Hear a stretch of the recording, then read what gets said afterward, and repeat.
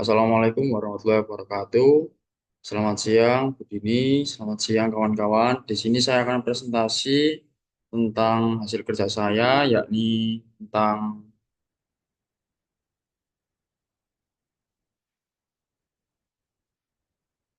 bagaimana tim berkoordinasi,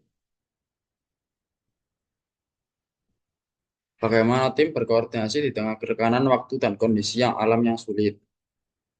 Saya Sibian Ivan Rafada, NIM 23051000035. Latar belakang.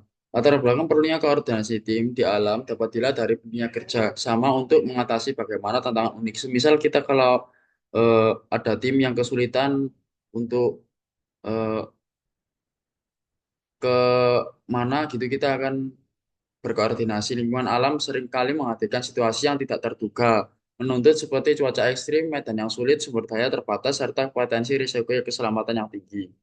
Kemudian tantangan yang dihadapi, kita ada tekanan waktu. Yang pertama target waktu yang tepat, kemudian bagaimana cara kita membuat keputusan cepat dalam menjelaskan kepada tim, kemudian kondisi alam yang sulit seperti cuaca ekstrim, hujan deras, badai, atau panas terik, dan medan yang tidak bersahabat atau sumber daya yang terbatas. Kemudian strategi koordinasi efektif. Yang pertama ada komunikasi yang efektif. Penggunaan alat komunikasi yang handal seperti radio, aplikasi chatting, atau handtalkie. Semisal kalau ada tim kita yang tersesat, kita bisa menggunakan handtalkie tersebut.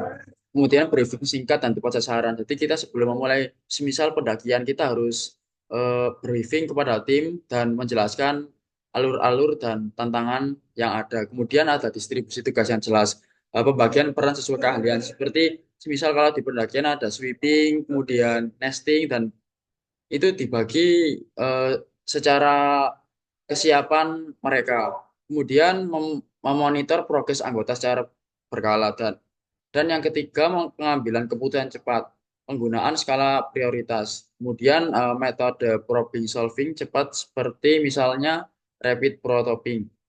Kemudian pentingnya kesiapan dan adaptabilitas. Yang pertama, perencanaan awal yang matang, yakni simulasi atau latihan menghadapi kondisi ekstrim. Jadi, semisal kita mau ke gunung yang tinggi MDPL-nya, kita itu harus sebelum Hamin seminggu kita harus kondisi fisik kita harus sehat. Kemudian manajemen resiko.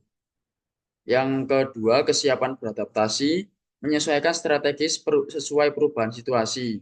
Kemudian yang kedua, mengelola dan menyampaikan informasi terkini. Jadi sebelum memulai pemuncak atau pendakian, kita harus memberikan informasi kepada bawahan atau tim agar tidak terjadi hal yang tidak diinginkan.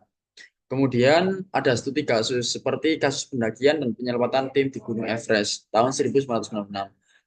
Pada saat itu, pada Mei 1902, tim pendaki yang dipimpin oleh Rob Hall dan Adventure Consultant dan Fischer dari Mountains Madness mencoba mencapai puncak Gunung Everest. Namun mereka menghadapi badai salju yang parah yang tiba-tiba melanda saat berada di dekat puncak. Kondisi cuaca yang ekstrim, suhu beku. Tantangannya, kondisi alam yang ekstrim, badai salju yang tiba-tiba menyebabkan suhu yang drastis, visibilitas rendah, dan angin yang kencang menghalangi pergerakan. Kondisi ini memperburuk kelelahan fisik dan resiko hipertermia. Jadi kita kalau eh, semisal mengalami tim kita hipotermia, kita bisa mencegah dengan cara diselimuti dengan eh, sleeping bag yang besar, yang bagaimana mereka ini tubuhnya menjadi hangat. Kemudian tekan waktunya badai tak terduga, membuat waktu untuk mencapai puncak dan turun kembali sangat terbatas. Para pendaki harus segera turun sebelum oksigen habis dan cuaca memburuk.